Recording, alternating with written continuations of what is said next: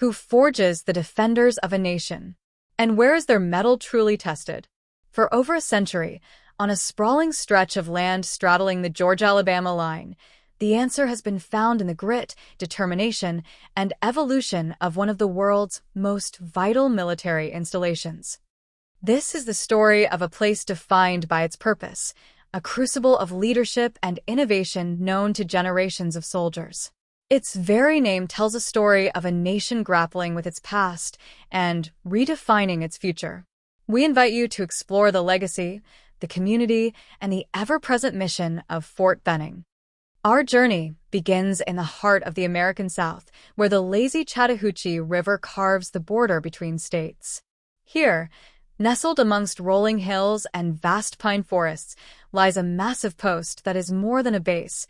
It's a bustling city dedicated to a single purpose. The air itself seems to hum with a quiet energy, a testament to the more than 120,000 people who live, work, and train here daily. As a power projection platform, this installation is the nation's spearhead, capable of deploying combat-ready forces by air, rail, and highway at a moment's notice. It is the home of the Maneuver Center of Excellence, where the Army's premier fighting forces, the infantry and armor, are forged. This is a place where history isn't just remembered, it's made every single day. To understand this place, we must travel back to 1918, as the Great War in Europe was drawing to a close. A temporary site named Camp Benning was established to provide basic training for units in a new era of warfare. It was a raw, new beginning on a piece of Georgia soil, born from necessity. History walked these grounds from the very start. Imagine a young officer, Captain Dwight D. Eisenhower, arriving here in the winter of 1918 with his tankers from Camp Colt. Though his time was brief, it was a small but significant thread in the tapestry of a career that would one day lead the Allied forces in Europe. The camp's importance was quickly recognized, and in 1920, Congress declared it a permanent military post, a sign of its enduring value. By 1922, Camp Benning officially became Fort Benning. Its foundation was now firmly set as the new home of the infantry.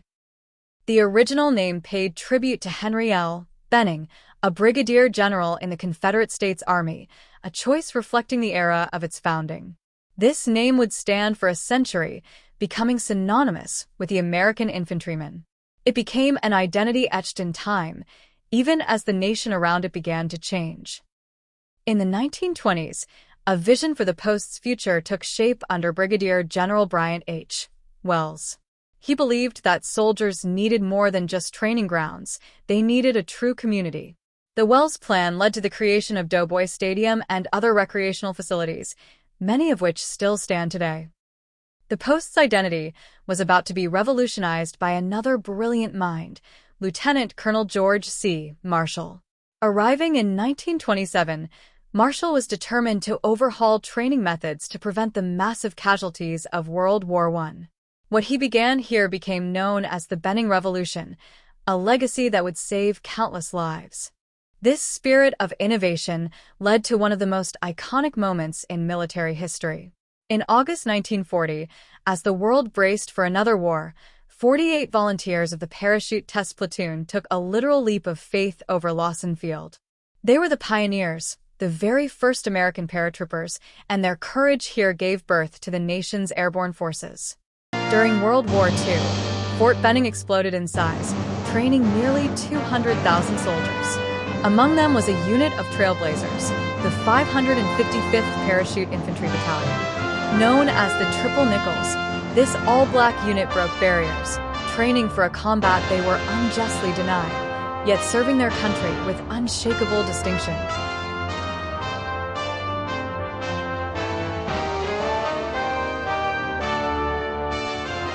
The Triple Nickels were diverted from the battlefields of Europe to the forests of the Pacific Northwest.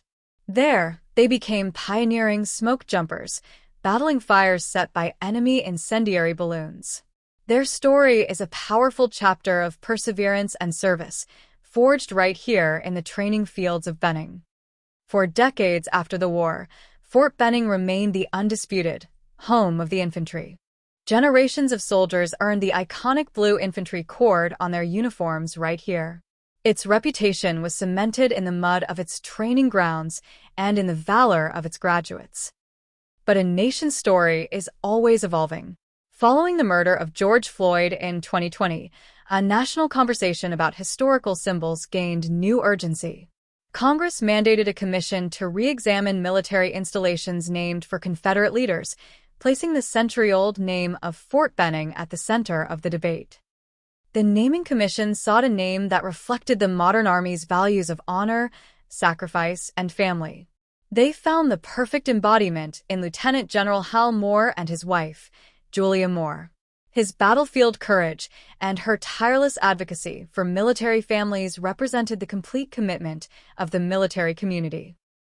Their shared story was one of battlefield strength and home front resilience.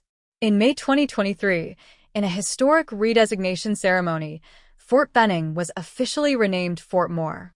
A new chapter, honoring a new set of heroes, had begun. But in the world of military tradition, stories can take unexpected turns.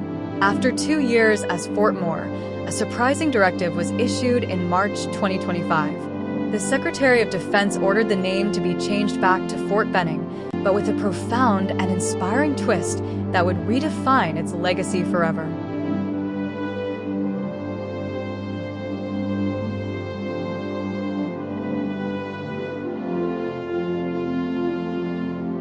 The name would no longer honor the Confederate general. Instead, it was rededicated to a hero from a different war, a different cause.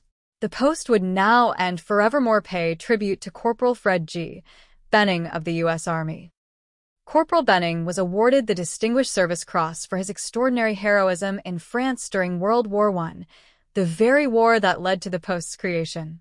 He bravely exposed himself to heavy fire to rescue a wounded officer, embodying the selfless service the post has always taught. The name Benning was not erased, but redeemed for a true American hero. This final change created a powerful resolution, blending a century of identity with the values of today. It honored the heritage of what soldiers called the Benning School for Boys, while firmly rooting its identity in the courage of a United States soldier. The story of its name was at last complete. This evolution of identity ran parallel to a transformation in mission.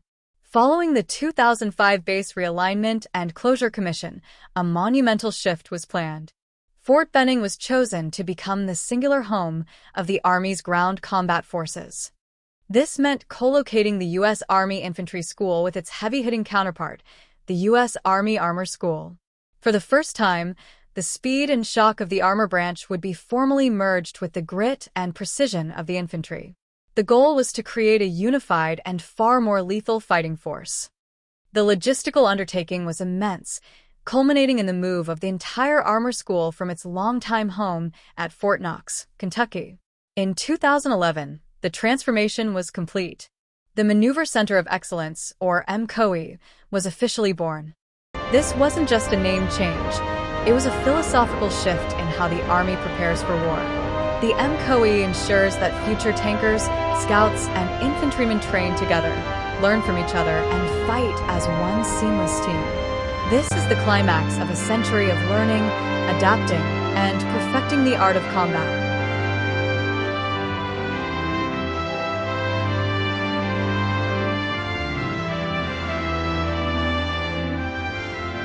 Today, the MCOE is the intellectual and physical heart of the Army's combat arms. It's home to legendary units like the 75th Ranger Regiment, the elite of the elite, who set the standard for special operations forces worldwide. This is a place where the best come to get even better. You will also find the 1st Security Force Assistance Brigade, a specialized unit designed to train, advise, and assist our nation's allies across the globe. Their presence highlights the post's critical role in modern international security. They are the Army's ambassadors in the field. The Western Hemisphere Institute for Security Cooperation also calls this post home, fostering relationships with partner nations throughout the Americas. It is a center for military diplomacy, building bridges through shared knowledge and training. It proves that strength is also found in partnership. Beyond the training ranges and headquarters buildings, a vibrant community thrives. The Department of Defense operates 5 on-base schools, from Dexter Elementary to Faith Middle School. These halls are filled with the children of those who serve, the next generation of the American military family.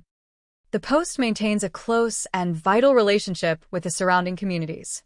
High school students attend schools in Muskogee and Chattahoochee counties, blurring the lines between the installation and its civilian neighbors.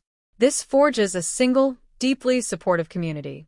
Walk the grounds, and you'll feel the layers of history beneath your feet. You can visit Doughboy Stadium, where Eisenhower once coached, and feel the echoes of the past. It stands as a memorial, built by soldiers to honor their fallen comrades from World War I.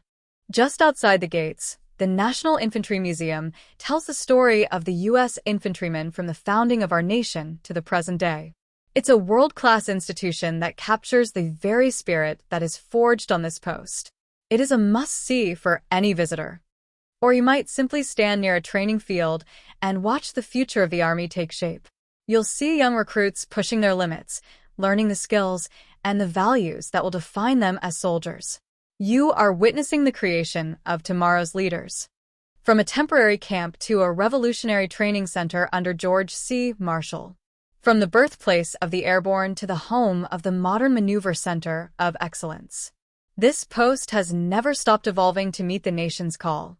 Its very story is reflected in its name, a journey from a Confederate general to a World War I hero. This evolution mirrors the nation it serves, always striving to form a more perfect union. It is a story about honoring the right heroes for the right reasons. So, who forges a nation's defenders?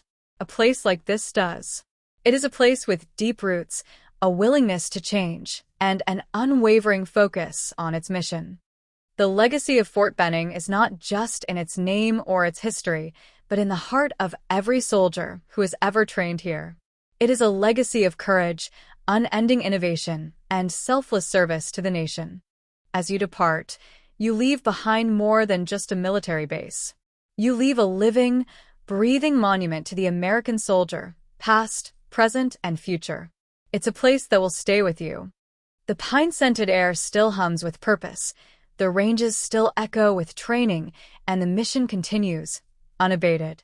This is a place perpetually ready for the next challenge. It is always prepared for the next chapter in its remarkable story. And the young soldier training today carries it all with them.